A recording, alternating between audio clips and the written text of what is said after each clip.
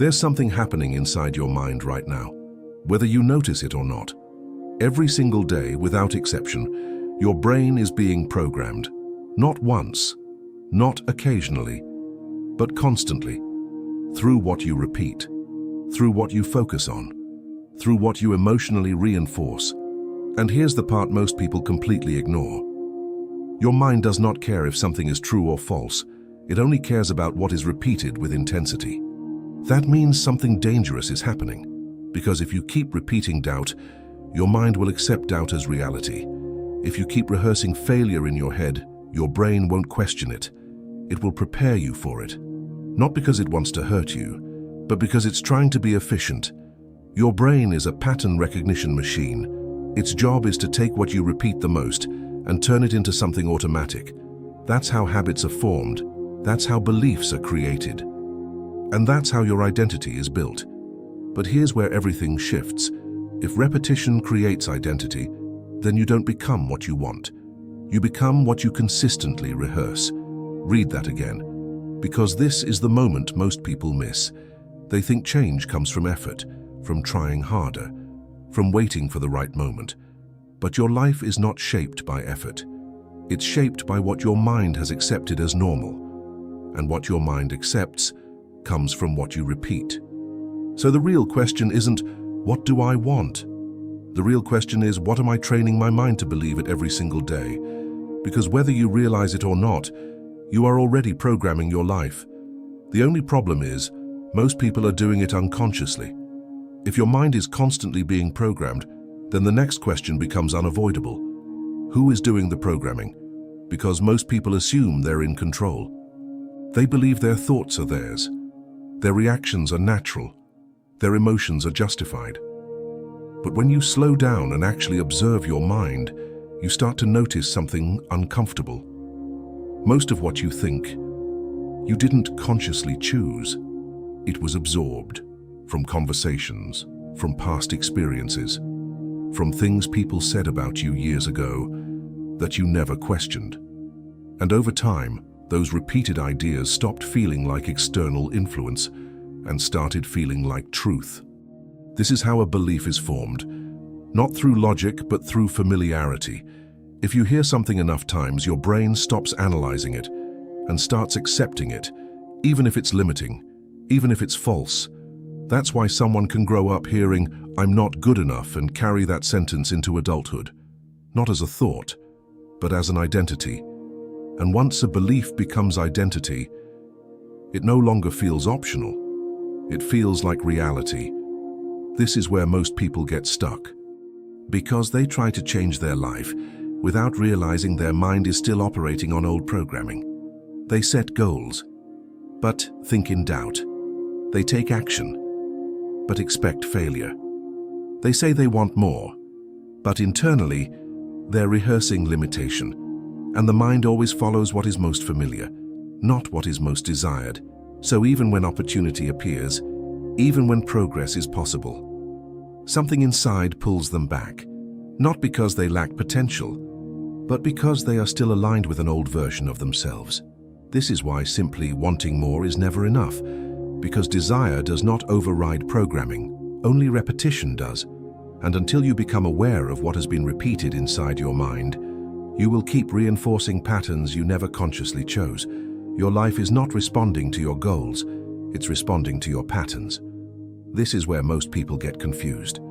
They believe that if they want something badly enough, if they think positively, if they visualize once or twice, something will change. But nothing changes, because your reality is not built on occasional thoughts, it's built on repeated ones. The thoughts you don't even notice anymore, the ones that feel normal, automatic, familiar. That quiet voice that says, "This won't work. This isn't for me." People like me don't get that. You don't question it. You don't challenge it. Because it doesn't feel like a thought. It feels like you. And that's the problem. Because once a thought becomes part of your identity, your brain starts protecting it, even if it's limiting, even if it's keeping you stuck. Because your brain values consistency over progress, it would rather keep you in a familiar struggle than push you into an unfamiliar possibility. This is why people self-sabotage, not because they want to fail, but because success would require becoming someone their mind is not used to being. So they hesitate, they delay, they overthink, they wait for clarity, for confidence, for the right moment. But what they're really waiting for is permission from their current identity. And that permission never comes, because your identity is not designed to change easily. It's designed to stay stable, predictable, safe. So if you want a different life, you cannot rely on motivation. You cannot rely on emotion. You must understand one thing. Your mind will always try to pull you back to what you repeatedly reinforced, which means if you don't consciously change what you repeat, your life will keep repeating itself. If repetition is what programs your mind, then the solution is not complicated, but it requires something most people avoid: conscious repetition. Not random thoughts, not occasional motivation, not waiting until you feel ready, but deliberate, intentional, repeated direction. Because your mind doesn't change through understanding, it changes through exposure. You can understand everything about growth, read books, watch videos, analyze your behavior, and still stay the same. Why? Because your brain doesn't transform based on what you know, it transforms based on what you experience repeatedly. This is why most people fail to change. They consume new ideas, but keep rehearsing the same thoughts.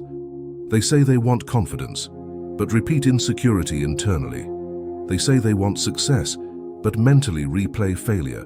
So the old pattern always wins, because it has more repetition, more familiarity, more emotional weight. Your brain doesn't follow what is better, it follows what is more practiced. This is where conscious repetition becomes powerful, because now, instead of letting your mind run automatically, you begin to interrupt it.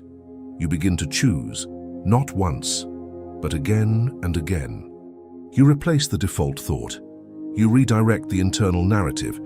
You introduce a new pattern. At first, it feels unnatural, forced, even fake, because your brain is comparing it to everything it's been repeating for years. But that resistance is not a sign that it's wrong. It's a sign that it's new. And new patterns always feel uncomfortable before they feel real. So the goal is not to feel convinced immediately. The goal is to repeat consistently. Because over time, what once felt unnatural becomes familiar. And what becomes familiar becomes automatic. There's a concept that people either misunderstand or dismiss completely. Fake it until you make it. And the reason most people reject it is because they interpret it the wrong way. They think it means pretending to be something you're not, acting in a way that feels dishonest, forcing a version of yourself that doesn't exist. But that's not what this is about. Because you're not creating something fake. You're rehearsing something that hasn't stabilized yet. There's a big difference. Right now, your current identity feels real, not because it's true, but because it's been repeated long enough. Your doubts feel real. Your limitations feel real. Your insecurities feel real. But they were built the same way, through repetition. So when you begin to act differently, think differently, respond differently, it doesn't feel natural. It feels fake. Not because it is fake, but because it's unfamiliar. And your brain confuses familiarity with truth. This is where most people give up. They try something new for a few days, feel resistance, feel like they're not being themselves, and go back to the old pattern. But what they don't realize is this: their real self is just their most practiced self. So when you consciously choose to think and act like the version of you that already has what you want, you are not lying. You are training. You are introducing your brain to a new reference point, a new standard, a new identity. And at first, yes, it feels like you're playing a role, but every identity starts as a role, before it becomes automatic, before it becomes natural, before it becomes you. So the real question is not, am I being fake? The real question is, what version of myself am I rehearsing every single day? Because whatever you rehearse, you will eventually become. Knowing that repetition shapes your identity is powerful, but if you don't apply it correctly, you can easily fall into self-deception And that's where most people get it wrong. They hear "act as if" and think it means ignoring reality. They try to convince themselves they're confident while avoiding situations that require confidence. They say they believe in themselves, but hesitate every time action is required. That's not reprogramming, that's escape. Because real change doesn't come from what you say. It comes from what you repeatedly do. Your brain doesn't believe words, it believes evidence. So if your actions contradict your thoughts, your mind will follow your actions. Always. This is why the correct way to apply this principle is not to jump into a completely different identity overnight. That creates too much resistance. Instead, you build alignment through small, consistent proof. You don't try to become a completely confident person in one day. You become someone who takes one confident action, then repeats it. You don't try to feel unstoppable. You become someone who does what needs to be done, even when it feels uncomfortable. Because every action you repeat sends a signal to your brain. This is who we are now, and over time, that signal gets stronger. Stronger than doubt, stronger than hesitation, stronger than your old patterns. This is where the shift happens, not in a big moment, but in small repeated confirmation. So instead of asking us, "How do I feel?" start asking, "What am I proving to my mind today?" Because your identity is not built on intention. It's built on evidence, and the more evidence you create, the faster your mind adapts. Repetition alone is powerful, but when you combine repetition with emotion, everything changes.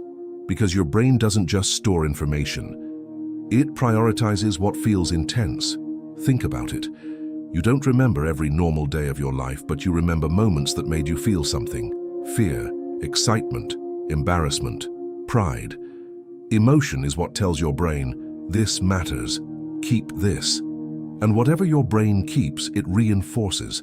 This is why some beliefs become so strong, not because they are true, but because they were experienced with emotion.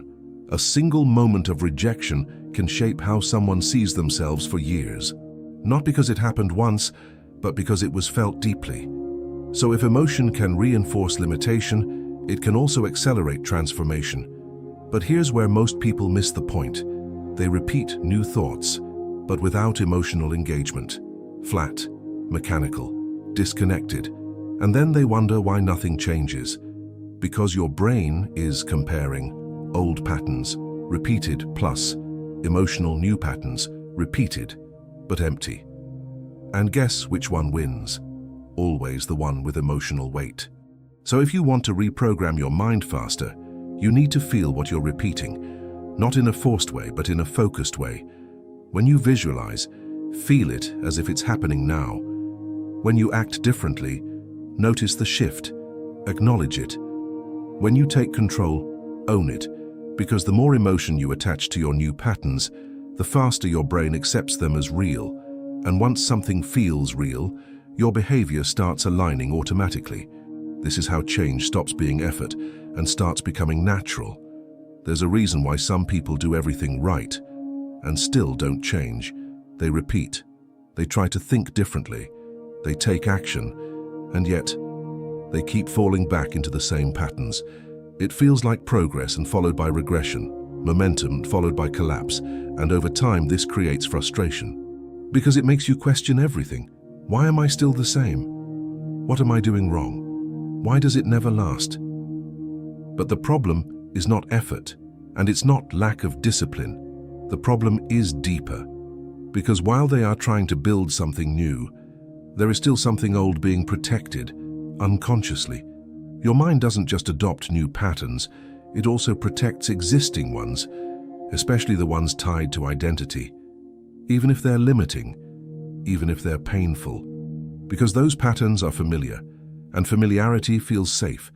So when you begin to change it, when you start thinking differently, acting differently, something inside creates resistance, not as a mistake, but as a defense. Your brain is asking, is this really who we are now? And if the answer is uncertain, it pulls you back. Back to what feels known, back to what feels predictable. This is why change doesn't fail all at once. It fades, slowly, quietly, until you're back where you started. Not because you lack potential, but because your old identity was never fully released. You tried to build something new, on top of something you never let go. And both cannot coexist, because one will always dominate. The one with more repetition, more emotion, more familiarity. So if you truly want to change, it's not just about building new patterns. It's about becoming aware of what you are still holding on to. At some point, change stops being something you try and starts becoming something you are. But that shift doesn't happen automatically.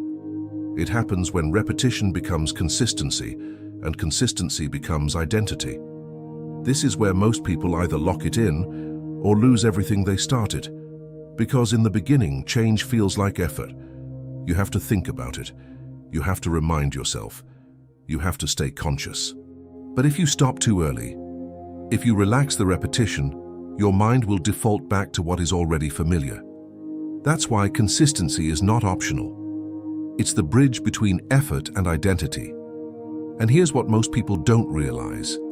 You don't need perfection. You need continuity. Missing one day doesn't destroy progress, but breaking the pattern repeatedly does. Because your brain is always asking, is this the new normal fad or just a phase? And the only way to answer that question is through consistency. Not intensity, not motivation. Consistency. This is what stabilizes the new identity. This is what makes your actions automatic. This is what removes resistance. Over time, what once felt forced becomes natural. What once required effort becomes default. And this is the moment everything changes. Because now, you're no longer fighting your mind. You're moving with it. Your thoughts support your actions. Your actions reinforce your identity, and your identity sustains your results. This is where alignment happens, and alignment is what makes progress inevitable. At the end of all this, there's something you need to understand. Your life is not waiting to change. It's already changing. Every single day. The only question is, in which direction? Because whether you realize it or not, you are already repeating something. You are already reinforcing patterns. You are already training your mind. The problem is that most people are doing it by default. They wake up and repeat the same thoughts, react the same way, reinforce the same identity, and then they wonder why nothing changes. But now you see it. You understand that your mind doesn't follow intention. It follows repetition. You understand that identity is not something fixed. It's something trained. And most importantly, you understand that you don't need permission to change. You don't need to wait for the perfect moment. You don't need to feel ready, because readiness is not a requirement. Repetition is. So from this point forward, you have a choice. You can go back to unconscious patterns, to automatic thoughts, to the version of you that keeps repeating the same life. Or you can take control. You can decide what you feed your mind, what you repeat, what you reinforce. Not once, not when it's easy, but every day. Because the version of you that you want to become and is not something you discover, it's something you build through what you repeatedly think, through what you repeatedly do, through what you repeatedly accept. So the question is no longer, can I change my life? The real question is, what am I willing to repeat until it becomes who I am? Because whatever that answer is, that's the life you're creating. Starting now.